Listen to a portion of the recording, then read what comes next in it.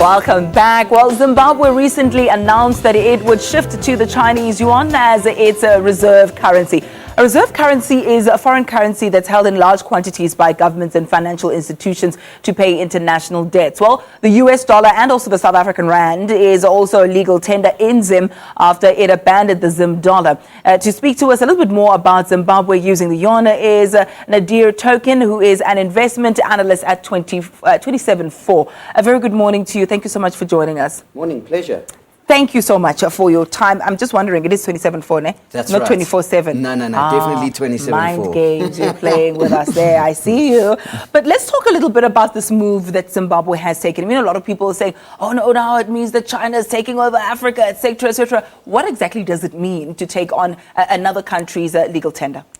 Well, I think let's take a step back, because if we go back to 2009, and the reason that Zimbabwe abandoned the Zim dollar in the first place is that they had hyperinflation. So inflation was running somewhere around 500 billion%. Yes, and that's not a mistake. It is 500 billion%. So that obviously meant that their currency had pretty much no value. Repaying debts and using it as any form of legal tender to buy goods and services was obviously not feasible. And as a result of that, they decided to abandon their currency and adopt the US dollar as legal tender in Zimbabwe, and the US dollar as the currency, that they'd stockpile to repay all their debts. Moving on 6 years later, one of President Robert Mugabe's policies has been look east for economic prosperance, obviously China has been the dominant power of the East in terms of becoming the next economic superpower. So China has a massive economy now, the world's second largest economy, and they've experienced significant growth, almost double-digit growth consistently for the last 25 years, and that's what's propelled them to the world's second largest economy. Now, looking to the future, China is obviously looking to secure their economic well-being, and they see Africa as an attractive destination for doing that. So they're not only, doing business in Zimbabwe or trying to tie up with Zimbabwe as a partner, but they're also doing it with multiple African countries. We saw President Xi Jinping on a tour of Africa just recently, and we see China investing heavily in African infrastructure. In fact, before becoming the reserve currency or the legal tender, using the yuan as legal tender in Zimbabwe, they had previously advanced somewhere in the region of $1 billion in low interest rate loans to Zimbabwe already. With a further $1 billion this year in order to extend and build Zimbabwe's largest thermal power station. We know that they suffer from chronic blackouts in the country up to 18 hours a day, and that's obviously been making a lot of headlines recently with Eskom selling power to Zimbabwe. So China is critical in terms of developing infrastructure in Zimbabwe and many other African countries. In return, China knows that Africa has somewhere in the region of 1 billion people, some of the fastest economic growth rates in the world, and somewhere over the medium term, those 1 billion people are going to be entering the middle class and going to be consuming more goods and services. Now, given that China is trying to move up the economic value chain, they believe that a valuable place to sell their goods and services in future would be to the budding African middle class. Given that we're seeing very low penetration rates in Africa at the moment, we see telecom providers, penetrating that market. We're seeing food retailers penetrating that market in a big way.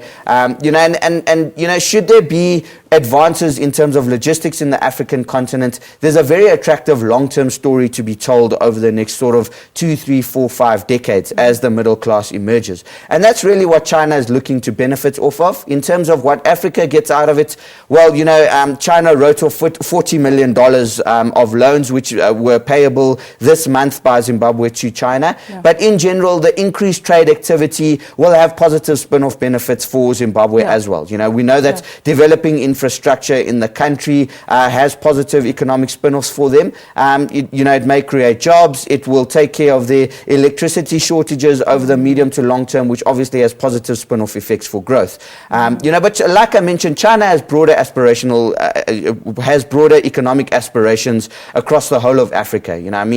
If we look at the oil-rich countries, for example, Libya, Nigeria, Angola, given the extent to which the oil price has taken a hammering and those countries running the deficits that they have been running, if we sustain these low oil prices for an extended period of time, these countries are going to need massive foreign direct investment into their country, and they're going to need investment into the country to, to reduce their deficits. And China will obviously be there to pick up the pieces, obviously with their long-term interests in mind in terms of investing in Africa. Yeah, of course. And I mean, you've gone to great lengths to paint that holistic picture. It's become very clear. I think love them or loathe them, you can't ignore China. But let's take a look at the practical implications now. What does it mean practically? Does it mean if I go to Zimbabwe, I can now trade in the yuan or the US dollar or the South African rand freely and unabated there?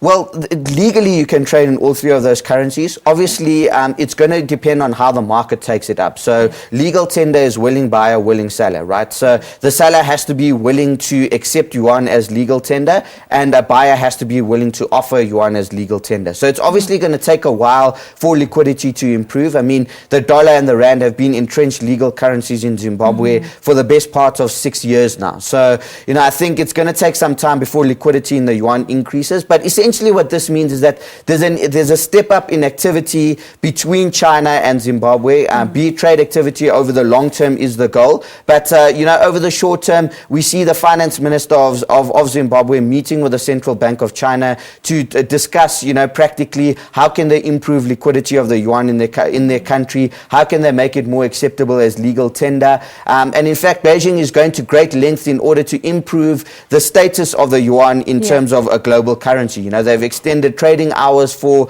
the yuan to 11:30 p.m. Beijing time from 4 p.m. Beijing time, starting yesterday, actually. But this is the first time that it's been used as legal tender outside of China. That's correct. It's the first time it's been used as legal tender outside of China. But the point of extending the trading times is that, the trading times now overlap with Europe and Africa, which makes it a lot more palatable to be used as legal tender in other countries. If you look at the dollar, currently being used in over a dozen countries as legal tender, the US dollar. And most recently for the Chinese yuan, we know they've been added as a reserve currency to the IMF basket. So, that's obviously improved the prestige of their currency. And, it's all about, at the end of the day, once you put the economics aside, it's about geopolitics as well.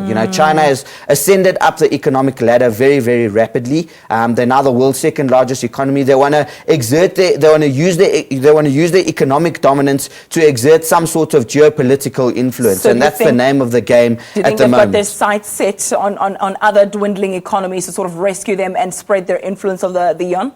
Well, I don't think it's necessarily just dwindling economies. They definitely want to increase trade with all economies, and Africa seems a logical place to start. Number one, it's been touted as the last frontier of growth, and I know that's that's been used far too often. And it's somewhat of a cliche, this last frontier of growth, but it really is. We have 1 billion people entering the middle class, and China wants to sustain their economic well-being well into the future, and they know that they're no longer the cheap factory of the US, and they're trying to shift their economy away from being that, and I think and they know that investment in the economy in terms of building cities and infrastructure spending is not sustainable over the long term, right? So they've got to find a place to sell their goods and services on a sustainable basis, and they've got to improve consumption in order to secure their economic well-being. So it's all about, looking into the future, 10, 20, 30 years time for China, exerting greater influence, not only in the global economy, but in terms of geopolitics as well.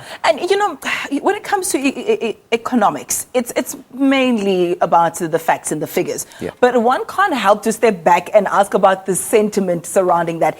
Is this move by China benevolent? Is it malevolent? Is it something that we should look forward to? Or is there malice involved? You're not going to escape that sort of a moral dilemma when it comes to involvement of China in Africa, not even in economics. What do you make of their dealings with Africa?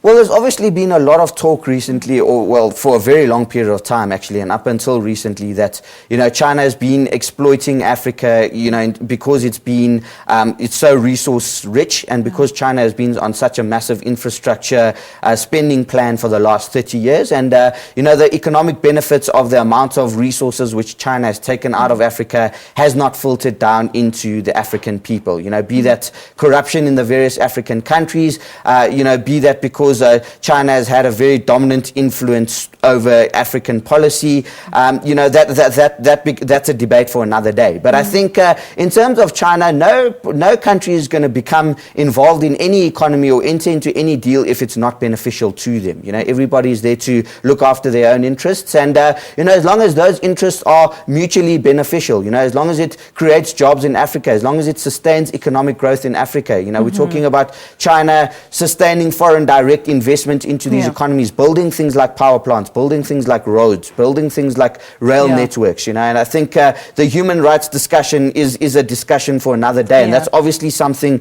which is of very, very high importance and something which should not be ignored. But the bottom line is that the economics of it are undoubtedly positive for Africa. Yes, they're positive for China, but they have positive spin-off benefits for Africa and the future of the country's economy, or the continent's economy. Spoken like a true investment analyst, wanting to stick to the facts and the figures and not the emotions around it. But thank you so much for your input. Nadir Thokan is an analyst at 27/4. It's been a huge pleasure chatting to you.